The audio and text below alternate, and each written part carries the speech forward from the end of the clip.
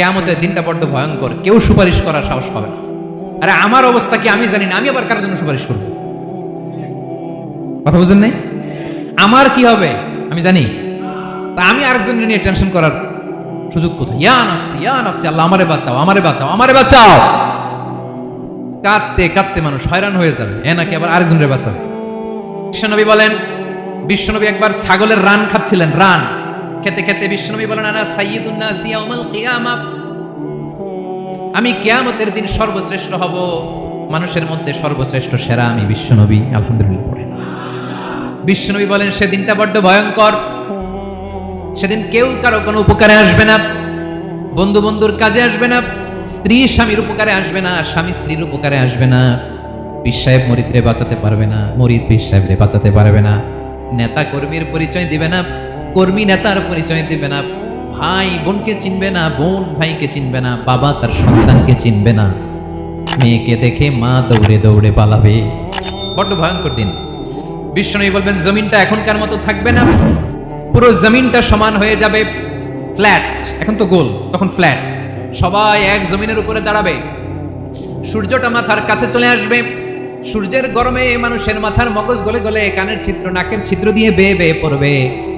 আহ, সবাই হয়রান পেরেশান ক্লান্ত শ্রান্ত। মানুষগুলো বলবে বাঁচার কোনো উপায় নাই। 50,000 বছর মানুষ এরকম দৌড়াবে, চিৎকার করবে, কাঁদবে, বাঁচার কোনো উপায় নাই। সবাই বলবে আহ, আল্লাহ যদি বিচারটা শুরু করতো, যা হবার হবে, আগে বিচার শুরু করো। বিচারই শুরু হয় না, বিচার শুরু হইতে 50,000 বছর। আল্লাহ, 50,000 বছর, 5,000, 15,000 না, 50,000 বছর এরকম যাবে। মানুষগুলো কাঁদতে কাঁদতে বলবে চলো আমরা আদম আলাইহিস সালামের কাছে যাই, যেন আল্লাহর যে সুপারিশ করে, আল্লাহ আপনি বিচার শুরু করেন। কিয়ামতের ময়দানে সবাই মিলে সাইয়েদনা আদম আলাইহিস সালামের কাছে যেয়ে বলবে ইয়া আবাল বাশার ইয়া আউয়ালাল আম্বিয়া, ও আদম নবী, আপনি দুনিয়ার বুকে প্রথম নবী, আল্লাহ নিজ হাতে আপনারে 60 হাত লম্বা করে বানিয়েছেন, আপনার সম্মানে ফেরেশতাদেরকে সেজদা দিতে বলেছেন, দুনিয়ার প্রথম নবী, প্রথম মানুষ আপনি, আপনি আল্লাহর যে সুপারিশ করেন যেন আল্লাহ বিচার শুরু করে। আদম আলাইহিস সালাম বলবেন আমি পারবো না, কারণ আল্লাহ আমাকে একটা নিষিদ্ধ গাছের কাছে যেতে নিষেধ করেছিল, আমি ভুল করে এই গাছের ফল খেয়েছি। নাফসি নাফসি, আজকে আমার কি হবে আমি জানি না, আমি বড় লজ্জিত। আমারে যদি আল্লাহ জিজ্ঞেস করে কেন খাইছিলাম, আমার কোনো উত্তর নাই, তোমারে বাঁচাবো কেমনে আমি? নবীরা থার করে কাঁপবে সেদিন। আদম আলাইহিস সালাম বলবেন আমি পারবো না, মাফ করো আমাকে, আমি পারবো না, ওই যে ভুল করে গন্ধম খেয়ে ফেলেছি, নিষিদ্ধ গাছের ফল খেয়ে ফেলেছি, আমি বড় লজ্জিত অনুতপ্ত, আমি পারবো না। আজকে আল্লাহ এত রাগান্বিত হয়েছে, আগে কখনো আল্লাহ এত রাগান্বিত হয় নাই, ভবিষ্যতে আল্লাহ কখনো এত রাগান্বিত হবে না, আমি পারবো না। এক কাজ করো, তোমরা নূহ আলাইহিস সালামের কাছে যাও। কোন নবী? লোকেরা এবার পাগলের মতো দৌড়াতে দৌড়াতে আল্লাহর নবী নূহ আলাইহিস সালামের কাছে যেয়ে বলবে ইয়া নবী আল্লাহ নূহ, আনতা আউয়ালুর রুসুলি ফিল আরদ, আপনি জমিনে প্রথম রাসূল।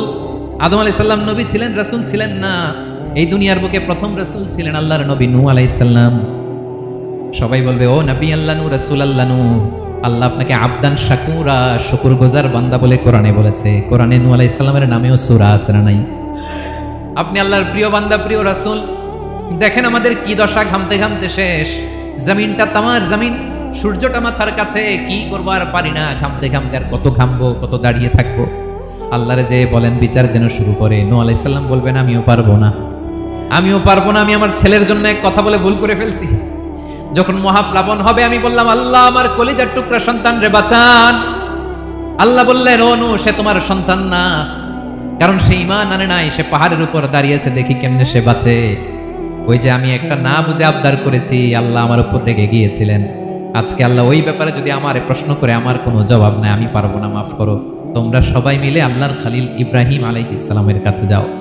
লোকগুলো পাগলের মতো খুঁজতে আরম্ভ করবে, অযুত লক্ষ নিযুত কোটি মানুষের ভিড়ে আল্লাহর খলিল ইব্রাহিমকে যেয়ে বলবে ইয়া খলিলুল্লাহ, ও আল্লাহর খলিল, আল্লাহ আপনাকে বড্ড ভালোবেসেছেন, আপনি কাবা বানিয়েছেন, আল্লাহ আপনাকে বড্ড পছন্দ করেন।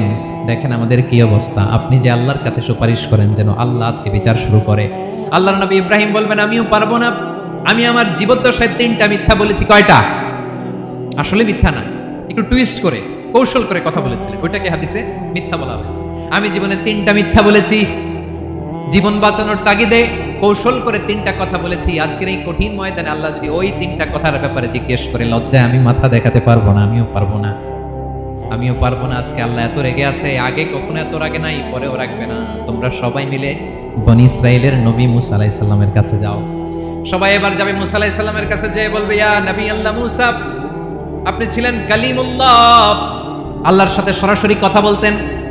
রব্বুল আলামিন আপনাকে তাওরাত কিতাব দিয়েছেন, আপনি যে একটু সুপারিশ করেন। আল্লাহর নবী মুসা বলবেন, মাফ করো, আমিও পারবো না। আমি দুনিয়ার বুকে ভুল করে একটা মানুষকে মেরে ফেলেছি।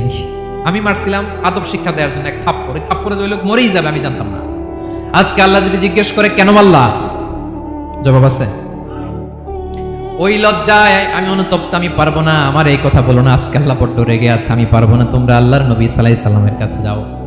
কিয়ামতের ময়দানে মানুষগুলো পাগল পাড়া হয়ে আল্লাহর নবী ঈসা আলাইহিস সালামের কাছে যাবে, যে বলবে, নবী ঈসা আপনি রূহুল্লাহ, বাবা ছাড়া আল্লাহ আপনাকে বানিয়েছেন, ইনজিল কিতাব দিয়েছেন, মৃত মানুষকে আপনি জীবিত করতে পারতেন। আজকের এই কঠিন বিপদের দিনে আপনি আমাদের সাহায্য করেন। আল্লাহর কাছে যে বলেন যেন বিচার শুরু করে।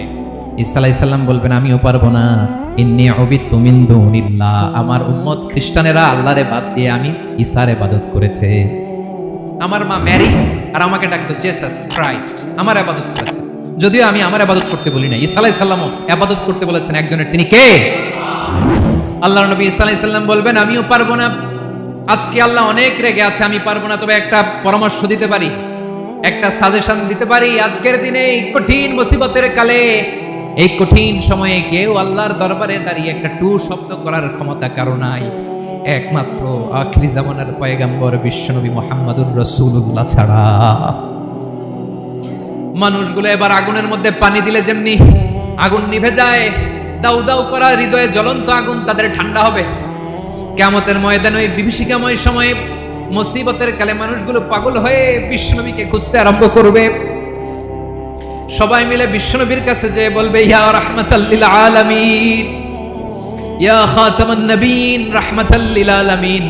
দেখেন আমাদের কি অবস্থা, কি কঠিন বিপদে আমরা আছি, দাঁড়াতে পারি না, সূর্যের আলোতে ঘেমে হয়রান। আজকে কেউ সুপারিশ করতে পারবে না। সব নবীরা অপারগতা স্বীকার করেছে, তারা বলেছে আপনি ছাড়া কেউ নাকি আল্লাহর সামনে দাঁড়াতে পারবেন না, আপনি একটু সুপারিশ করেন। বিশ্বনবী বলবেন, আসো আসো, আজকের দিনে আমি ছাড়া আল্লাহর সামনে কেউ দাঁড়াতে পারবে না। বিশ্বনবী মাকামে মাহমুদে যে আল্লাহু আকবার বলে সিজদায় লুটিয়ে পড়বেন। আল্লাহ রাব্বুল আলামিন বিশ্বনবীকে এমন কিছু চমৎকার শব্দ শেখাবেন, ওই শব্দগুলো দিয়ে আল্লাহর প্রশংসা করে বিশ্বনবী কাঁদতে আরম্ভ করবেন। বিশ্বনবী এমন ভাবে অজর দ্বারায় সিজদায় লুটিয়ে পড়ে কাঁদবেন, রব্বুল আলামিনের রহমতের দরিয়ায় জোশ লেগে যাবে।